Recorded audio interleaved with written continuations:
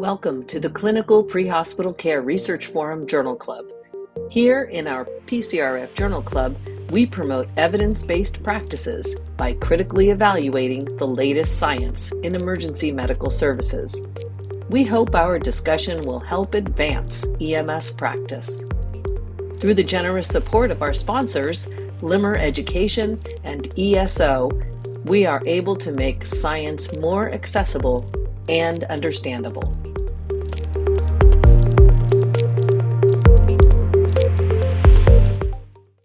All right, welcome everybody to the first clinical podcast of the year, January 2024 edition of the Pre-Hospital Care Research Forum Journal Club. Special thank you again to our sponsors, Limmer Education and ESO, for making it possible for us to be together. I'm Remley Crow, and today I am joined by Jeff Rollman, Michael Caduce, and Dr. Bill Toon. And we are also really excited and thankful to have with us from the authorship team from the paper that we'll be talking about, Dr. Brian McGuire, Al-Amiri. The name of the article that we are reviewing today is Occupational Injuries and Illnesses Among Paramedicine Clinicians, Analyses of U.S. Department of Labor Data from 2010 to 2020, and this is published in Pre-Hospital and Disaster Medicine. As always, our discussion will be paired with an article written by columnist Tony Fernandez and Michael Caduce in EMS World. It's called Journal Watch. I encourage you to check it out on emsworld.com. You can find it under the category of education and training. And I want to thank all of you who are here at this live recording with us. As we begin, I want to remind you all that you can use the chat feature on your screen at any time, type in questions, comments, and we'll bring those into the conversation as we go. And with that, any further ado, I want to welcome to the virtual stage our authors. So thank you again for sharing your time with us. I think it would be wonderful for our audience if we could kick off with some introductions. Please tell us who you are and maybe even a little bit about how you got involved in the world of EMS research. So Dr. McGuire, I'll go ahead and start with you. Welcome. Great. Well, thanks very much. And it's a pleasure to be here. Thank you for the invitation. Looking forward to a great discussion today. I began my career as a New York City paramedic. I worked in the New York City EMS system for about 2 decades.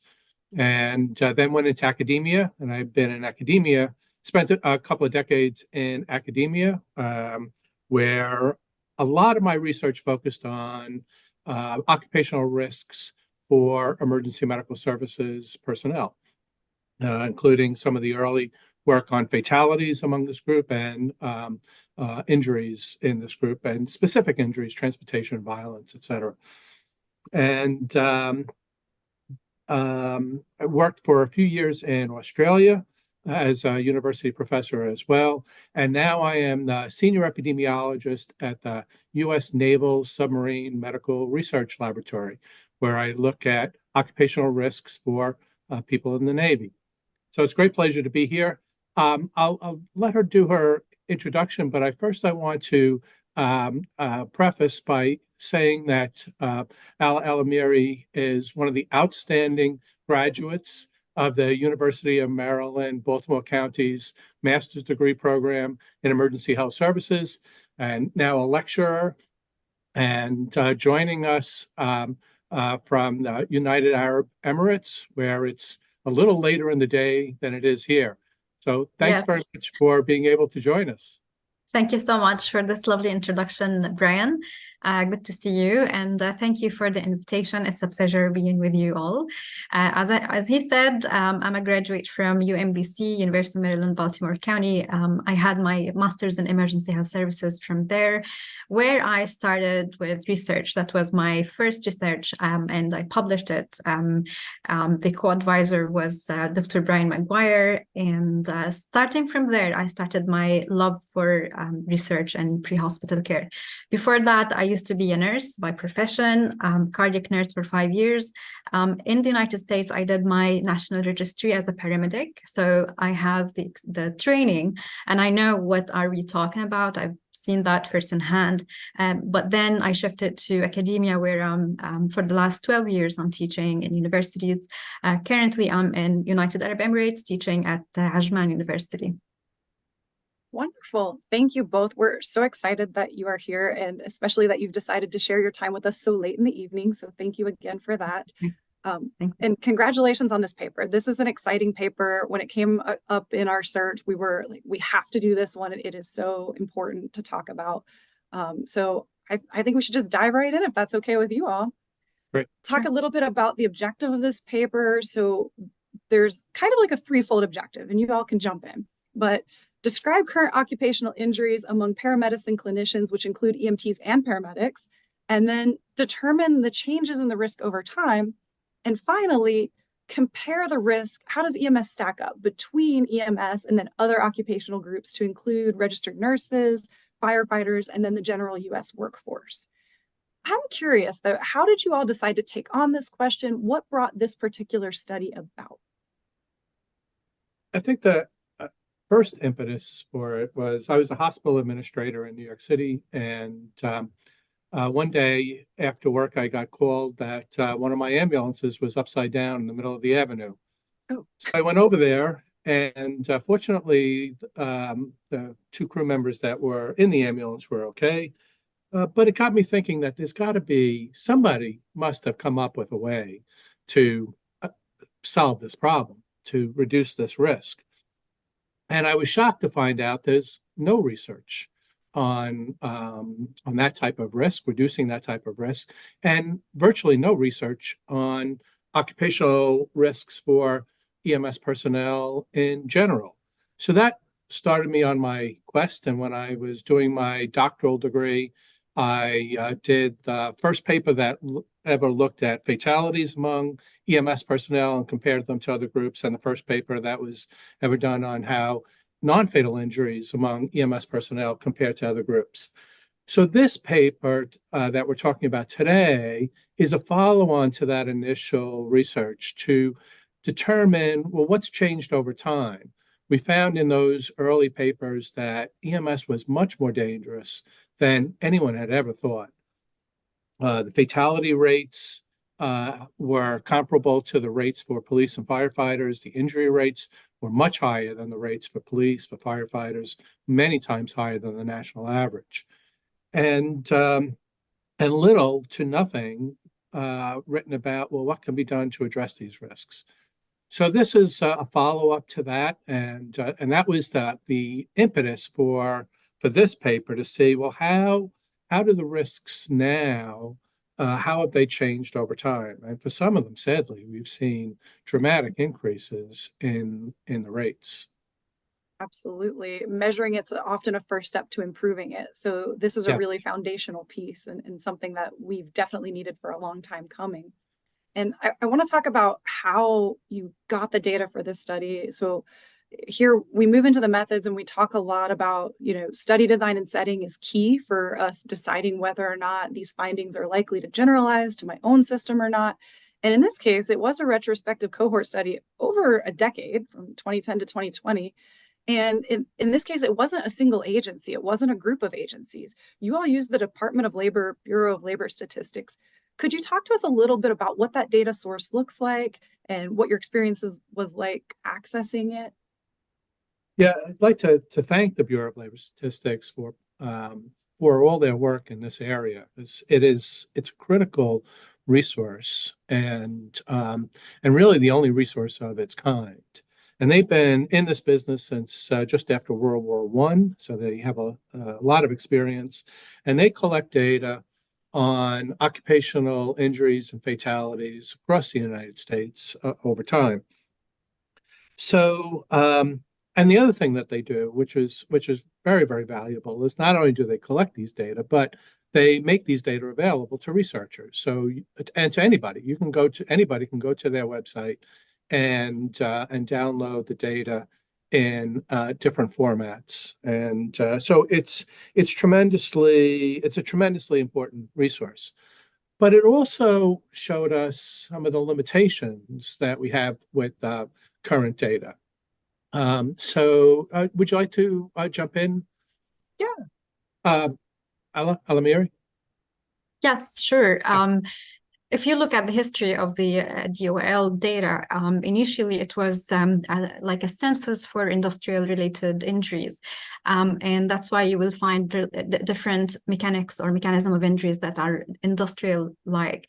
And it seems like it remains the same. So that explains why we have missing information more relevant to paramedics and healthcare occupational injuries, like infections, like mental health, which is very common, unfortunately, among paramedics, like PTSD. Unfortunately, these data are not available. So we were surprised, like there were lots of shortcomings among this consensus, although it's a very rich information, or like a mine of information, but yet there were shortages or missing information. That one of the recommendations for this paper, or if there is a take-home message, is that we need a specific EMS database that takes the consideration for the EMS occupation in general, and takes into other contributions like call volume and more relevant information, connecting it to occupational injuries to paramedics. Absolutely. And that's one of the big takeaway messages, that although these data are the best that exists, they're not sufficient to go to the next level. And the next level is really to look at how rates change after interventions. So the rates inform the development of interventions to reduce the risks. Then those interventions are deployed. And then the data should be able to tell you, just like taking vital signs before and after giving a patient medication, it's the same approach we use in public health as we do in paramedics, and that is we come up with an intervention, we measure the person before we give the intervention, and then we measure after it. And that's what the next level data needs to be able to do. And so we don't have that available in the United States right now for EMS personnel. I do make reference to a paper that I wrote recently that does have a database like that, and it connects all the personnel files, all the medical records, and all the operational files for everyone in our cohort. Everyone in that cohort were sailors. And so we had great data that we could connect together. Those are the type of data that we need for emergency medical services as we move towards reducing these very, very high rates of occupational injuries and fatalities. Absolutely. And I love that you highlighted the power of data over time. I spend a lot of time teaching improvement science, which really hinges on the question, how will we know if a change represents an improvement? And one of the best ways to do that is to observe variation in data over time and know whether our interventions and our policy changes are going in the direction that we hope that they would. Absolutely. Critical. Definitely. So I'm curious to dig more into this database and talk about, the limitations that came up. It seems to be a database that is an evolution. I know that when we get into the results, we'll talk about how some data were only available for part of the study because it got added. So it is encouraging to see that some information is being added, but when it comes to EMS, there are probably things that are very granular and very specific to this field that would be important to collect. But perhaps it makes sense to talk a little bit about, for the particular study at hand, who was included and who was excluded, talking about non-fatal injury and illness and why you all focused in on this. And if you want to talk a little bit about how you decided to include and exclude based on the way that the data were grouped and how they were available. So the population is defined essentially by the Bureau of Labor Statistics. So they have an occupational group that's titled Emergency Medical Technicians and Paramedics. And we focused on that group as the most representative of the population that we want to address. So Bureau of Labor Statistics does have another group called ambulance attendants. There's a very small number of people on that, and we did not include that in this analysis. The Bureau of Labor Statistics also has a separate category for lots of other occupations, including firefighters. And so there was some question about, well, if a person is a firefighter and a paramedic, or if a person is a paramedic employed by a fire department, but is a non-firefighter paramedic. How are those cases described? And I wrote to the Bureau of Labor Statistics about that, and and they were very specific about if a person is employed as a firefighter, regardless of what their full-time job is, even if they're a full-time paramedic in the fire department, any of their cases are assigned as injuries to firefighters. What's not clear, and I think the Bureau of Labor Statistics probably struggles with this, as many, probably for lots of reasons. What's not clear is if a person is employed by a fire department but is not a firefighter, such as the New York City Emergency Medical Services personnel or the Bureau of EMS as part of the fire department, they are not firefighters. What happens to all of their cases? And the Bureau of Labor Statistics does not have a very clear rule for that, or not that we know of. So it's certain that any injuries to paramedics who are employed as firefighters, all of those are categorized by the Bureau of Labor Statistics as firefighters. What's not clear is if a person's employed by a fire department as a full-time paramedic, whether or not those cases are also assigned as firefighter cases or paramedic cases. Which makes it dangerous. And when you look at the data, you have to carefully read the data in order to derive a conclusion. Yes, unfortunately, the paper shows that, or the data shows that we have high incidence and high rates of injuries among paramedics. However, if what Dr. Brian is mentioning true and correct, that means we are facing even higher rates of injuries that are hidden and unreported, which makes the issue in hand is more more scarier and more serious, and it must take more action or urgent actions. Absolutely. And underreporting is always a major concern with something like this. Do you all know how the data get to the Bureau of Labor Statistics? Is this something where they're going out and sampling organizations, or is there reporting that organizations are to be sending them with regards to their EMS staff and their injuries, or how did the data get in there? Yeah, the Bureau of Labor Statistics does do a sampling. So as they try to get as many as they can, but they make it clear that these are not all the cases. So they do the best they can at getting data from agencies. Jeff, you want to? That was my question. Yeah, very important question. First off, thank you both for joining us and for sharing your really important work and shocking stats, unfortunately. But I was also curious, as a paramedic, and I know many paramedics and EMTs are on this podcast, and they're maybe thinking, hey, I was hurt a couple years back. Is my injury in your data set? Am I in your paper? So I was just wondering, people that are maybe self-treating, that are going to the ER and not calling this a work-related injury, those probably aren't going to show up. But those cases, I guess it would be something that would show up on an OSHA 300 form, like a more than first aid injury, but not even all of those, only the ones where the DOL actively goes out and sends a survey or questionnaire. Is that correct? Right. That's a very important point, Jeff, that especially in our industry where people who are injured can turn to their partner next to them and say, hey, can you take care of this? And that there might be a lot of incentive for not reporting. So if a person has 2 or 3 jobs and this was their part-time job, and if they report it, they can't go to their full-time job, there's a lot of potential reasons for not reporting it. And those are just for the frank injuries.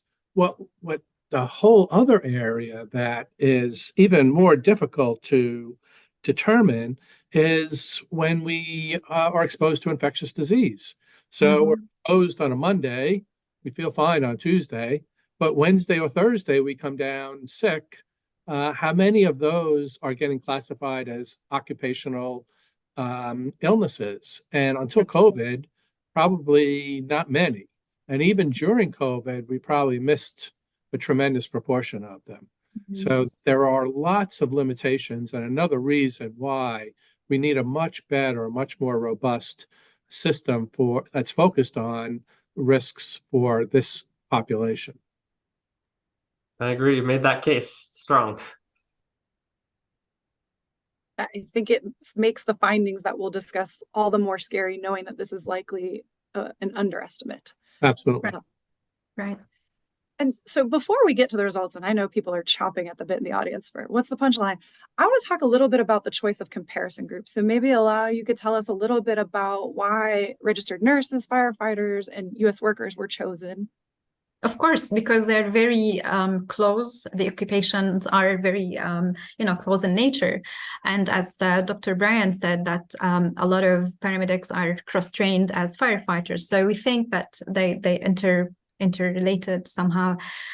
We know that we have lots of statistics about healthcare related injuries among nurses, and we want to compare it to paramedics. Like I used to be a nurse, and they used to teach us one of the most common injury as nurses or among nurses is lower back injuries because of the heavy lifting of patients. Unfortunately, among paramedics, it's higher than nurses, which is the highest risk or highest occupational injury among them. Firefighters and paramedics go hand in hand, especially in certain incidents. So the work environment is quite similar because they work in outside the hospital or pre-hospital environment where they have lots of hazards in their office or outside hospitals. So we would expect that these are very relevant and very comparable.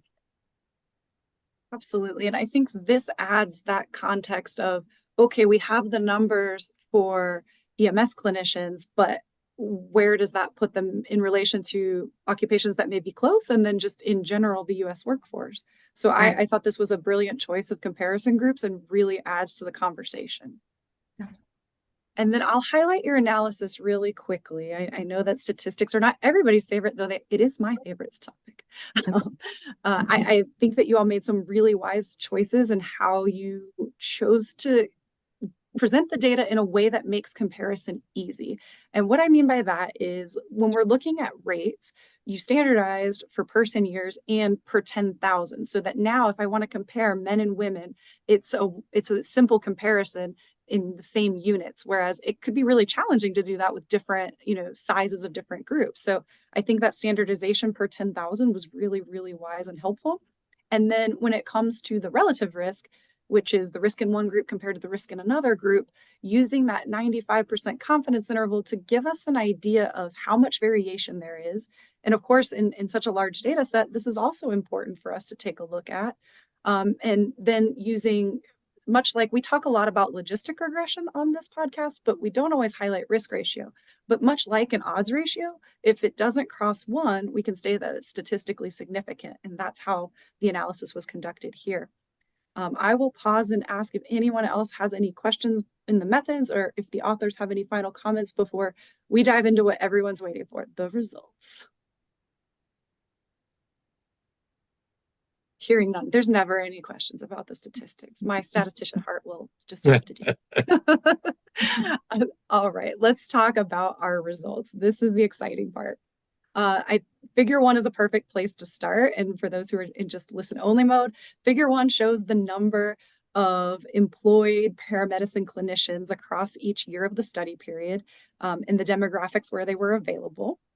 And so I will turn it to our authors. Is there anything here that struck you or that you would like to highlight for our audience in terms of how the numbers or the demographics changed from the study period 2010 to 2020?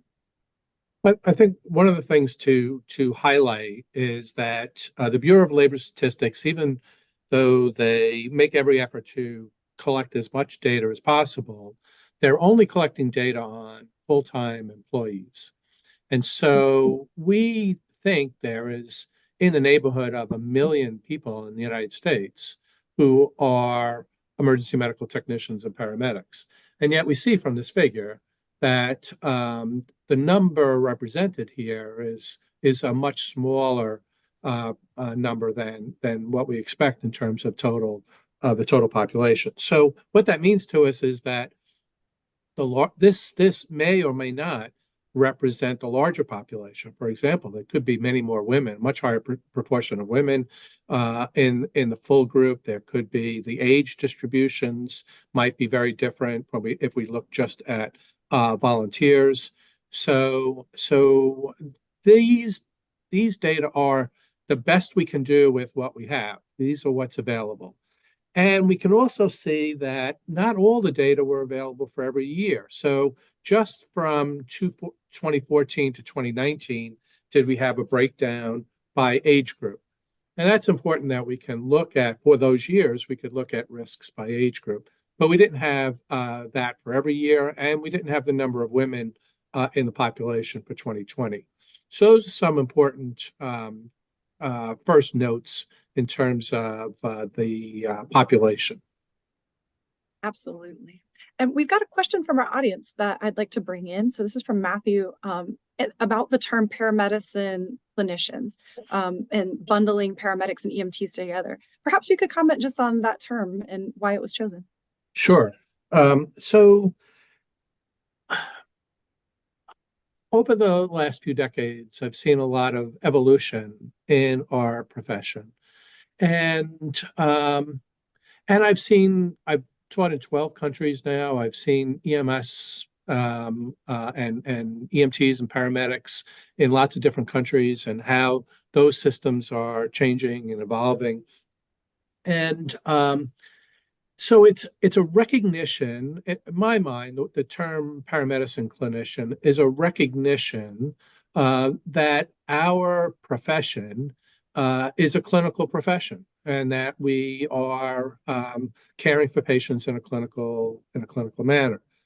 And I think that having both EMTs and paramedics included in the term paramedicine clinician is an important one for overall look at safety and at risks. Based on my experience working on ambulances for many years, many of the risks are equally shared by EMTs and paramedics. So it makes sense here to look at them as one group.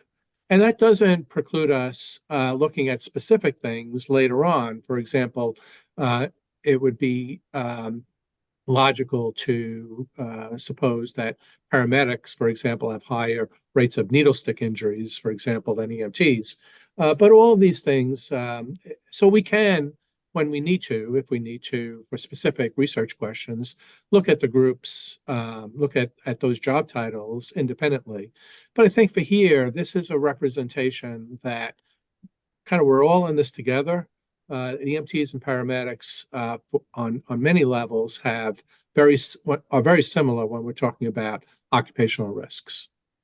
Absolutely. And I love the thoughtfulness with which you chose the term paramedicine clinicians and focusing on the professionalization of EMS. And of course, taking each study question individually and not blanketing with, we should always stratify based on EMT and paramedic. No, for this question, it makes sense to lump the groups together. But for another question, maybe we would want to separate out. Exactly. So thank you for that explanation. Now, I want to talk a little bit about the types of injuries and the types of injuries that were most common. But I guess before we get there, I shouldn't skip too far ahead. Table 1, there are some important highlights here, especially with regards to men and women. And so I'll let the authors tell us a little bit about what you found in terms of, were there differences between men and women when it came to just overall rates of occupational injury? Yeah, unfortunately, although the statistics shows that only 33% of our population were women, keep in mind that they only started counting for gender starting from 2010. So we don't have much data before that. But unfortunately, yes, we have small proportion or small portion of the population as women, yet the incident or the rate for injuries among women were higher. significantly higher than men. And when you come to details, later we will talk about types of injuries. One of the significant ones were, injury related to violence. And unfortunately, also women show that, unproportionately, women have higher incidents or injuries related to violence, or as the source of it comes from violence when compared to men, which we don't understand. The data doesn't give us reasons or, other factors to calculate in or to try to understand the reason. So that brings the suggestion for further research in order to understand why is it this case, why is this phenomenon, to try to understand why women are more subjective to higher rates of injuries. Absolutely. Or potentially report more often. That's a Maybe. possibility. Absolutely. That is definitely a possibility. Yeah. We have no way to know at this point. Maybe our pain tolerance is more. We lean on our colleagues. I don't want to report it for. So we still, these are anecdotal. We need to have evidence-based research in order to understand really what's going on. And I think that's so important. And like many good research studies, it raises more questions than it can answer at times, and just tells us that there's so much more that we need to dig into. But this first finding here is an important one that we should definitely keep in mind. Right. And I do want to talk about the types of injuries, and I will bring in an audience question after this. Maybe you can just walk us through what types of injuries were most common. Were there any surprises there? Or, for those of us who have worked in EMS, this may not surprise us, but let's talk just a little bit about what you found in terms of type. Yeah, one of the things we can see is that the total number of injuries, which is for those looking at the screen, the solid gray column, rose dramatically in 2020. So that's a big concern. And these are the latest data we have. So we don't know if this trend has continued, that the rates of injuries may be much higher in 2021 and 2022 and into even to today. So this raises a lot of concern about why these things are happening. We also see for the kind of the black line with the pyramid superimposed is violence. We see a big big change in risk of violence. So these are some of the things that kind of jump right out at us in terms of some of the highlights, and that musculoskeletal disorders and sprains, strains, and tears are major concerns for this group. Ella? Yes, if you see the trend over time, because this was one of our objectives, you can see the musculoskeletal injuries or falls, slips, trips, and all. The last line from top. Over time, there's a trend to go down. Keep in mind that the numbers of paramedics and the census are increasing. So this like a slight drop, however, it's not significant. This is also concerning because it means regardless of the interventions or anecdotal use of protective equipment, yet paramedics are exposed to these types of injuries. Still, we have lower back injuries, we have strains, muscle strains, and all related from overexertion and abuse of the body or wrong body mechanisms. So yeah, that stands. Absolutely. And I think it's scary to see these things like the violence and other injuries, keeping in mind that this figure 2 is only including those injuries that involve days away from work. How many times are these assaults occurring and they're either not getting reported or not resulting in time away from work? So again, this should be a wake-up call for us that, wow, there is a desperate need for us to pay attention to occupational injury in this way. Right. Regarding violence, we don't have the full picture. Why is it? Because we don't have enough data for that. But we tried to connect the dots. One of the research also myself and Dr. Brian did in 2019, starting from 2019, and then we published it in 2021, was about the lockdown effect, the bottleneck effect on the EMS dispatch centers. So because of the bottleneck, there were lots of delays. We would expect the violence that soars in 2020 is related somehow to COVID-19 effect on the EMS calls. Yet we're very careful to make this conclusion because we don't have specific data for that. But this is our speculation, like why did it soar during COVID-19? So it must be something related to maybe late calls or less number of paramedics reporting to work because of all the mishaps of the infection or the pandemic. Absolutely. I think that's really important, and I'm going to bring in Garrett's question in the chat too, that we spend a lot of money on back injuries and training on back injuries to try and reduce that risk. And fortunately, it looks like from this data set that we're at least not getting worse, which means that hopefully some of that continuing education is working.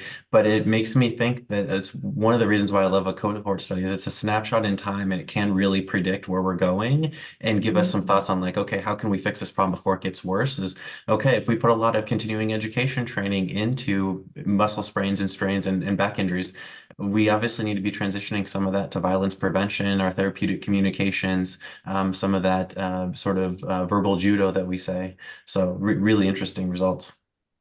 Yeah, and those are really important points because there is a myriad of interventions that well-meaning ambulance agencies have come up with to address violence. And yet we know very little about the effect of any of those interventions. So people have tried bulletproof vests and body cams and legislative and legal solutions, but we know very, very little about how any of those, if any of those, have changed the outcomes.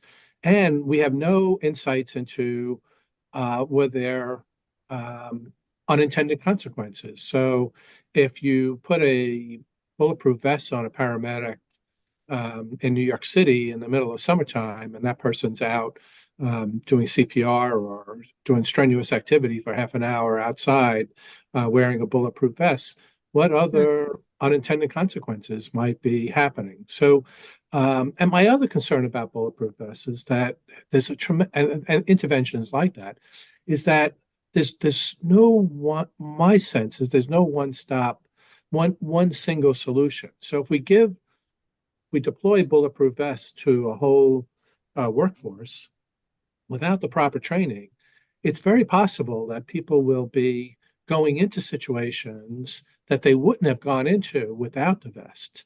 So they might hear shots fired and think, "Oh, I have a vest on, so I'm safe going into this environment." So there's all of these things need tremendous thoughtfulness in terms of how we approach it, what are reasonable interventions, and how are we going to test not only the outcome of the intervention, but to be able to monitor any unintended consequences that occur concurrently. Absolutely. And in improvement science, we call those unintended consequences the balancing measures. And they're so often neglected, but there can be some important effects that we didn't consider.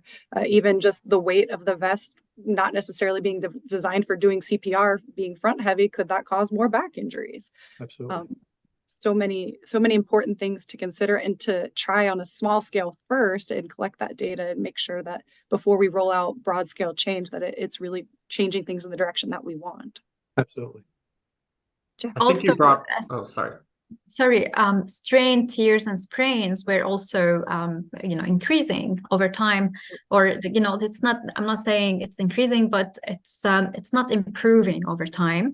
One of the main causes is, stretcher loading to inside the ambulance.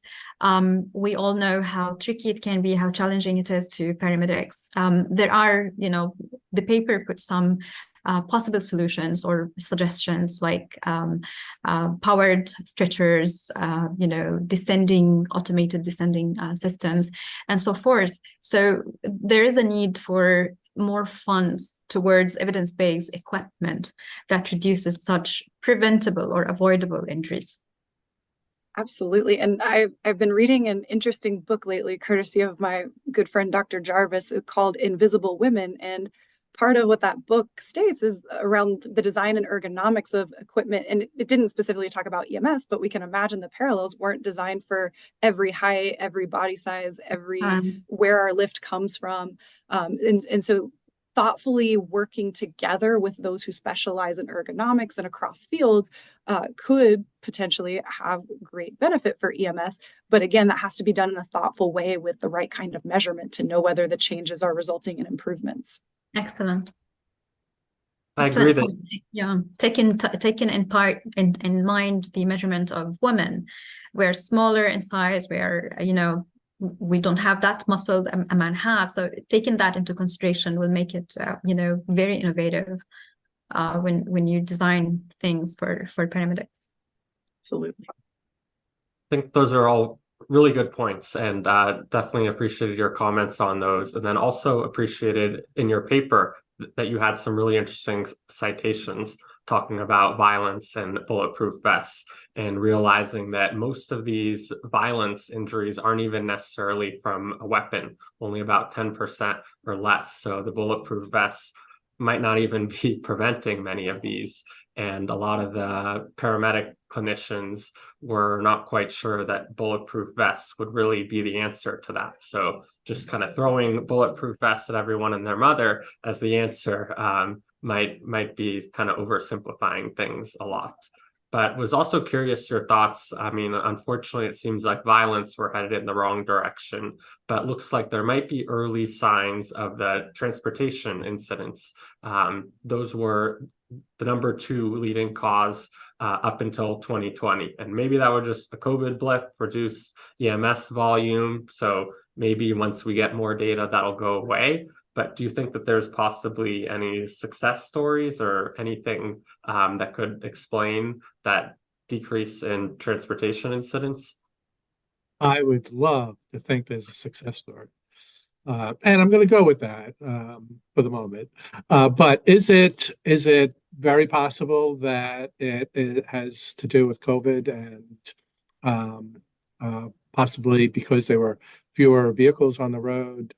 There's a lot of unanswered questions as you note, and we need to keep a careful look at this as you note. It's a very significant problem for our workforce. Absolutely. And speaking of our workforce, I think now's a good time to talk about how did the paramedicine clinician injury rates compare to those groups that you set forth early on? So to firefighters, registered nurses, and the U.S. workforce as a whole. What highlights do you have for our audience that were either startling or something that we should just make note of? Would you like to start? Yes. Yep. Would you like to begin? Yes. About comparison of risks. So highlights are things that kind of jump out are, again, unfortunately, violence, and that we see that the risks for violence is a lot higher for paramedics compared to any of the other 3 groups. So about 6 times higher than the U.S. population, about 7 times higher than the rate for firefighters, and over 60% higher than the risk for nurses. So even though the risks for nurses are very high for violence, the risks for paramedics, paramedicine clinicians are even higher. And the same thing with transportation incidents. So our risks are more than twice the rate. And again, as you mentioned, Renly, that these are only cases that resulted in lost work time. So we're not talking about every little injury. We're talking about relatively serious injuries. And the rate of transportation injuries twice as high as for firefighters and almost 4 times higher than the national average. So those are some of the things that jump out. Is there anything you'd like to add? Just a point that, yes, all these data are to educate us on risk intervention or risk reduction interventions. However, when we try to understand what could be the root cause for most of these injuries, we speculate that fatigue might be a main cause for that, especially when it comes to musculoskeletal, transportation related. But fatigue is more related to your personal discipline. Do you get enough sleep? Do you have 3-time job or 3 jobs? And there are more personal issues that requires more training, more awareness among paramedics as well. So it's not just the equipment and policies, but also to target the paramedics themselves and increase awareness among them to have enough rest. Absolutely. And you hit on an important topic that Dr. Daniel Patterson is also doing some important work around right now on sleep and EMS and how our sleep cycles are disrupted when you get the call in the middle of the night, and how does that affect us even on our days off. So definitely a lot of research coming soon in that area, and stuff we should be paying attention to, because we may underestimate the value of sleep for our bodies and how that is related to things like musculoskeletal injuries. So I'm glad that you highlighted that piece. I'm also glad, Dr. McGuire, you highlighted the transportation injuries. And this is another area where the EMS profession is putting more attention. And this can be a controversial topic, and it should be brought to the front stage. The use of lights and siren should be treated like any clinical intervention and used judiciously, not just routinely on every response and every transport. And in fact, the first ever EMS quality improvement partnership with 50 participating EMS agencies just wrapped up work to responsibly reduce the use of lights and siren to hopefully improve transportation incidents resulting in injury. So all of It's this interesting you brought this topic. I heard from a colleague in Abu Dhabi, where, in United Arab Emirates here, they have a KPI for siren. Like they want 0 siren operation. They want it to be silent transportation, and they're successful in that. That's so an if you make interesting it, model. If you add it as a KPI and you make it incentivized, I think this might be a good motive to change the practice. Absolutely. And so many departments in this quality improvement partnership have successfully reduced their lights and siren use, and through things like consciously measuring and just changing protocol to include it like any other clinical protocol. I don't proactively intubate every patient because they may need help breathing, so I should use lights and siren when and where it makes sense. Right. Dr. Toon, welcome. Hi there. Just to touch on the most recent one about lights and sirens. So I've recently been on this kick to look at historical information about EMS, particularly prior to the white paper. And it's interesting to find in a number of papers where they talked about the ambulance services should not use a siren at any time in the transport of a patient. They don't talk about the lights, but they talk about the siren, and specifically the negative effects that it has on the patient and increasing anxiety and heart rate. And it's very interesting that this is prior to 1960 that they speak a great deal about this. And so I'm finding that very interesting, that there is this historical information, and somehow at some point that changed. And I haven't found what tipped the scale to the other way, where everything is just responded to lights and siren. In addition to the talk about transportation industry, technology is there with the ability to control lights, that you can speed transportation of vehicles throughout a community if they have a sophisticated system that allows them to control traffic signals, that allows them to have a smooth, consistent response and never need to use lights or siren. And I like to say one story is I was driving our medical director around back when I was working in Kansas, and we were going to a call. And at some point he looked at me and he says, you've not gotten a single red light. And I he wasn't aware of the Opticom system we had, and he immediately said, "Oh, I'm going to request that I get this for my car." And I said, "I'm not quite sure that could happen for your private vehicle," but that was one thing. And then you spoke about fatigue. Fatigue is very challenging with EMS providers and even firefighters because they want 24-hour shifts. They want 48-hour shifts. They even want 72-hour long shifts so they can have more time off with family, but they don't care about how it affects their performance when they're working. You know, Absolutely. and it's fascinating that we have a cultural issues with some of this stuff that I really do think the culture is coming into play here, and we're fighting that. I think some of it is education as well, in that I think if we educated people about the risks, that would allow them to have some agency in terms of what's most important for me. Because certainly, anecdotally across the United States, the salaries for EMS personnel is horrendously low. Many people are forced to work multiple jobs. And so even with the ones that are doing 72-hour shifts, if they're doing that so they can work 3 other jobs, there's a lot of problems that are associated with that. But I think if we could educate people about the risks of those long shifts, that we can make a difference. There was a case not that long ago of a young medical resident who crashed into a young lady in her car, and a young college student caused massive brain damage. And it turned out this resident had just come off a 36-hour shift. And why this is important to EMS is the family sued the hospital, saying, "You have at least as much responsibility as a bartender. You should have known that this person was not capable, should not have been out on the streets, and you let that person out on our streets." And I think this is a potential problem for EMS and fire agencies if we're allowing people to do these long shifts when we know that if you're awake for 21 hours, your level of impairment is higher than somebody with a legal over the legal limit of alcohol.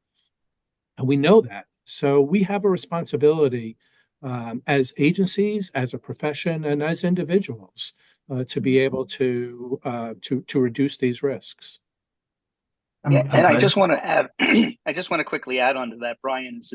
It's funny that you see data that comes out about agencies, and they said, "Oh, we had the busiest ambulance in the U.S. It answered 7,000 calls in a year or something like that." And I says, to me, that's poor management. Why do you have one ambulance answering that many calls? How can they do anything well? So I look at statistics like that as a failure of the system where they're taking place, where they have units that are operating that intensely. Yeah. I'm really glad you brought up the medical resident part, because when the medical residents capped their hour restrictions back in 2005, we had all this data. We looked at their driving fatigue and their cognitive abilities after being up for that long. So it seems odd that we're still having the conversation in EMS when our colleagues in both semi-truck driving, those regulations, and in medical residents have all demonstrated that you do not want someone taking care of you after they've been up, even just habitually fatigued. Right. Absolutely. I just wanted to ask your thoughts. I saw that you had brought up Vision Zero, which I know is something that has been a national initiative from NHTSA and the Federal Department of Transportation towards really taking away this concept of traffic accidents, that really the only true answer is that we should be having no traffic fatalities and injuries. But I haven't heard so much about Vision Zero in the intersection with EMS, but I was very glad to see you mention it in the paper. So I was curious if you had any thoughts on where EMS fits into Vision Zero. Yeah, I think that should be our goal. Absolutely. We should have no dead paramedics or paramedicine clinicians from crashes, because we know most of these things, what causes most of these things, and we should be able to prevent them. So that absolutely should be our goal. 0 fatalities, and even injuries. We have many paramedicine clinicians who get devastating injuries They're not fatalities, but they're career-ending injuries. And those happen every year. So we have to do much more to reduce the risks of crashes across the board. And not only when we're in the ambulance, but transportation is a broader term than that. We have a lot of people who are taking care of a person at the side of a road and get hit by a passing car. So all that is included in these risks. And we should have the goal. It should be our goal. It's the only reasonable goal to have zero fatalities. Right. If the NHTSA said there's a zero goal, it means it's realistic, and it gives up the legitimacy to demand for it. So it's like a backup for us. Absolutely. And I have the unpopular task of keeping us on schedule and wrapping us up. I know time flies when you're having such an interesting and important discussion, and I hate to wrap it up, but perhaps as a final question, I want to bring into audience comments, and either of you is welcome to comment on either or both. But there was an interesting observation from Garrett around funding. We see that the injuries are much higher among EMS clinicians. However, it seems like more of the funding is hitting in the fire space. And so perhaps you all can comment on how, grant funding, how we should be advocating for ourselves as an EMS profession, as paramedicine clinicians, and using research like this. And the second question is around, are there any plans to compare this among other countries? So this was obviously US, but do you or others potentially have plans to look at this on a more broad scale, global EMS? So I'll pause there and have you all chime in with the last words. I'll start with you, Dr. McGuire. Yeah, I know we don't have a lot of time, but funding is the big issue with all of this. We talked about the fact that paramedicine clinicians are very poorly paid. That's not the same in other countries. In other countries, paramedicine clinicians are paid comparable salaries to police, nurses, firefighters, much better salaries than the United States. And they're better. The agencies are better funded, and so a big part of a lot of the problems in EMS is that we have a system that's not adequately funded. We don't have enough funding for ambulances, for the systems, for developing new ways of treating patients. Many other countries have gone to graduate level clinicians, and we have little in the way of ability to do that. And one of the reasons for that is that the low funding means that there's very few people who get educated. We have a very low rate of master's qualified paramedics, and Australia, for example, has 10 times the number of per capita number of paramedics with doctoral degrees compared to the United States, 10 times. And a big problem with that is because we can't get enough people to get into the education system. So funding is critically needed across the board and critically needed for research. Mary? Right. Our findings also suggest that there must be an EMS excellence center or center of excellence that oversees EMS data. We believe this is important to address important research and practice needs in EMS. This agency, if it exists, it can also push for agendas for lobbying to fund for EMS in general. You asked for comparison. I don't know if Dr. Brian has plans, but I looked at what is there here in Middle East. We don't have much data from the Arab world, unfortunately, but there is a small sample on Saudi Arabia where they looked at occupational injuries among Saudi paramedics here or there in Saudi Arabia. And pretty much it's very similar. They have violence-related injuries as top, and then comes second, transportation-related injury. So that reflects that the culture is the same. A paramedic is a paramedic. We're faced with the same challenges in the pre-hospital care setting. But again, we are lacking data on PTSD or mental health related issues. We're lacking also in infection. I want to make this connection between nursing and paramedic. When nurses have the privilege to open the file, to know what's going on the patient. They know the infectious diseases the patient carries, but this is not a privilege on paramedics. You don't know what you're dealing with. So infection control and infectious diseases must be something to look at seriously. Absolutely. Well, I want to thank you both, not only for sharing your time with us, though we really, really, really appreciate that, but for taking on such an important and understudied body of work. And I know that this is one in a string of many, and I look forward to continuing to reading your findings as this continues to evolve. And this should really be a wake-up call for us. And it's research like this that's going to help us get attention and the funding that we need to move forward and be safer. So I really want to thank you all again. I do have that unpopular task of wrapping us up, but hopefully we can keep the chat going on social media and on our podcast channels. As a reminder, we have the education version of this Journal Club podcast. That will be Friday, January 26th. And we will be right here with our clinical podcast, second Monday of the month. Next one will be February 12th. Easy for me to say. Thank you all again for listening, and we look forward to chatting next time. Thank you very much. Pleasure.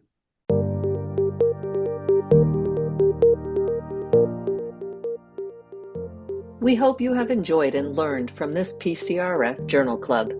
Please share it with other interested EMS professionals. An archive of past journal clubs can be found at pcrfpodcasts.org. You can also find us on Facebook at PCRF at UCLA and on our website, prehospitalcare.org. A special thank you to our sponsors, Limmer Education, providing educational tools for success at every stage of your EMS journey, and ESO, dedicated to improving community health and safety through the power of data.